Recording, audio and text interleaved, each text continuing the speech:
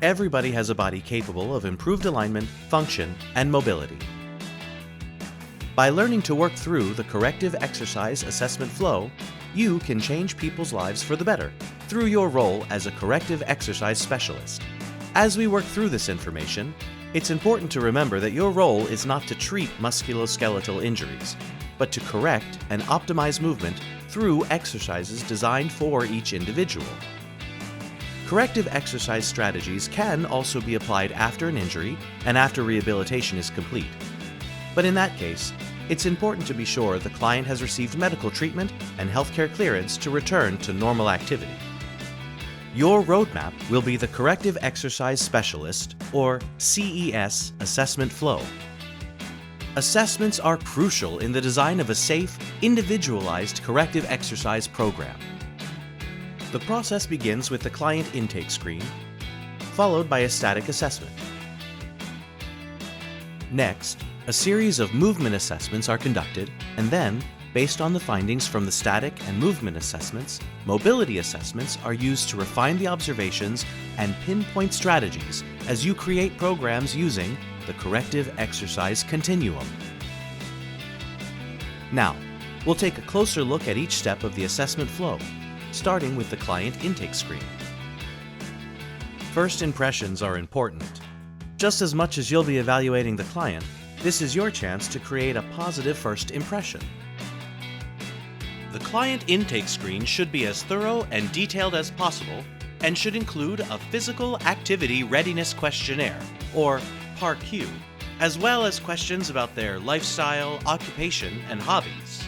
You'll also discuss the client's medical history and health and fitness goals. Make sure to spend some one-on-one time with the client to go over the information, talk about goals, and develop that personal connection. It's important to build up your client's motivation and commitment to change. This is the first step to a long and successful relationship. Next, you'll test your visual observation skills with the static postural assessment.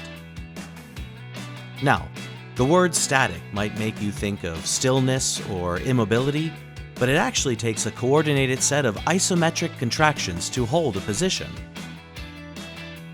So, static posture provides our first clues about our client's overall mobility and neuromuscular control.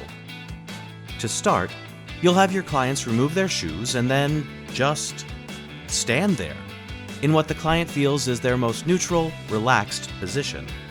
That is their static posture.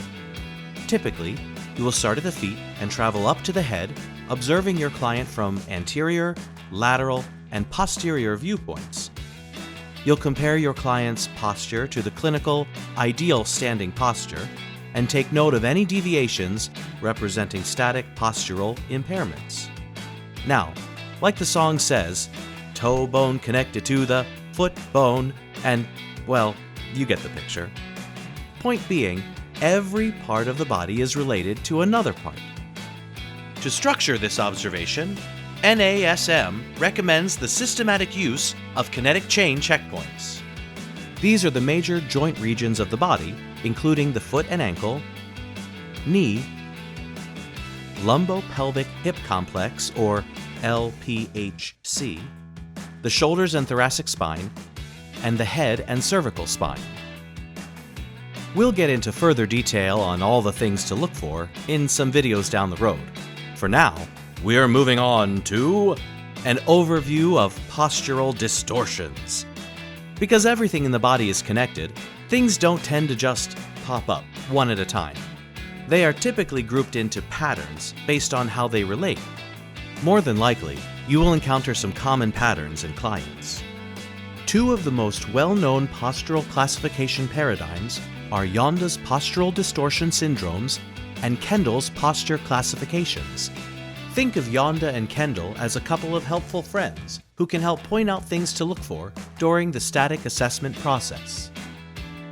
You can break these down even further into Yonda's lower crossed syndrome, or LCS, Yonda's upper crossed syndrome, or UCS, Yonda's layered crossed syndrome, Kendall's lordotic posture, Kendall's flat back posture, swayback posture, and Kendall's kyphosis lordosis posture.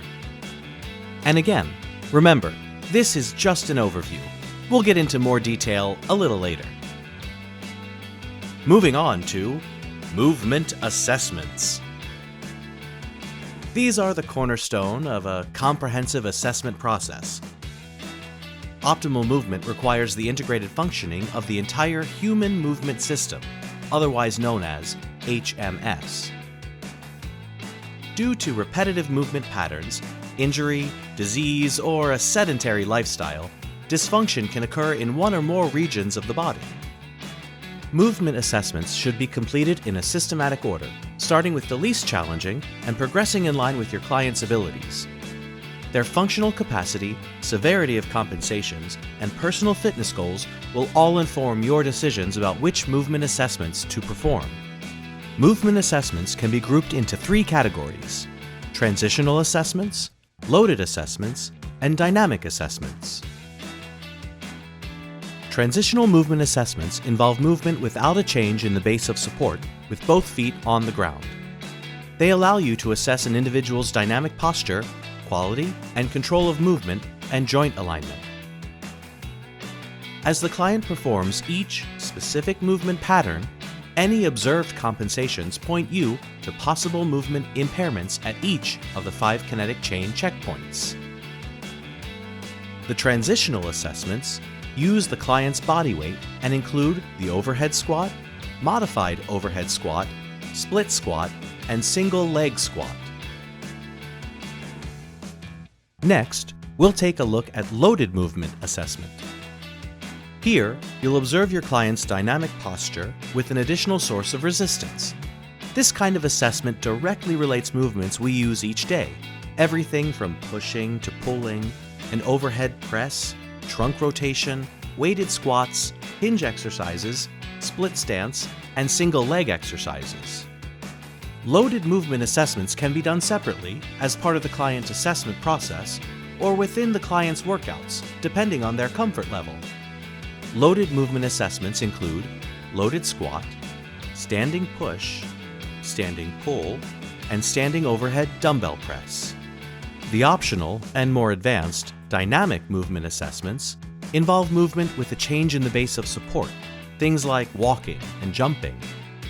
Dynamic assessments can be used in 2 ways. The first is as a method of refinement and confirmation for what you saw in the transitional assessments. Another use is to ramp things up for more advanced clients that are finding things like overhead squats too easy or that have sports performance-related goals. Just be sure your clients are ready to progress so that they maintain the best possible form. Let's head into the home stretch of our overview with mobility assessments.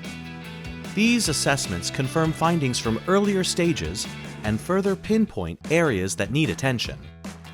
Long story short, mobility assessments answer the question, is restricted motion and movement impairment primarily due to overactive shortened muscles or by underactive lengthened muscles?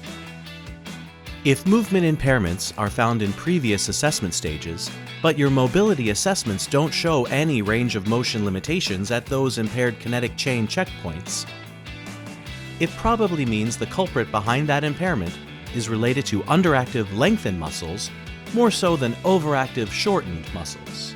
In this case, you can streamline your client's program design, focusing on muscular activation and movement pattern integration. If movement impairments identified in previous assessment stages are related to limited range of motion or mobility restriction during your mobility assessments, then flexibility should be addressed for the relevant overactive shortened muscles. Once you have made your discoveries in this part of the process, you can streamline your client's program design, focusing on muscular activation and movement pattern integration. Another thing you may run into is mobility restriction, where a joint doesn't move through its full range of motion. Be sure to approach mobility assessments within the context of the 5 kinetic chain checkpoints. If the client doesn't demonstrate any static malalignments or movement impairments at a kinetic chain checkpoint, specific mobility testing for that area is probably not necessary. It's also important to remember that if you think there are actual structural issues, it might be time to have your client address those with an allied healthcare professional. Pain doesn't automatically come from musculoskeletal dysfunction, so corrective exercise specialists shouldn't assume that if your client reports joint pain, that corrective exercise will address it. Once you've gathered all the data on your client, it's time to implement corrective exercise programming, where you'll work together through phases 1 through 4 of the corrective exercise continuum. Greater than the sum of its parts, the corrective exercise continuum leverages evidence-based strategies rooted in the principles of human movement science. But the truly ideal program extends beyond the complexities of science.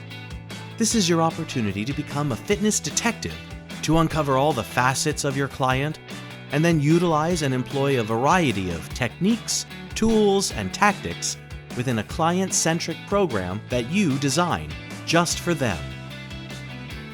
At the end of the day, a perfectly designed program that is never done helps no one. The perfect program is the one your client can consistently adhere to and meets their goals and expectations. So, there you have it. A thoughtful assessment process is the first step in optimizing your client's movement quality to create lasting results and ultimately giving them a better quality of life.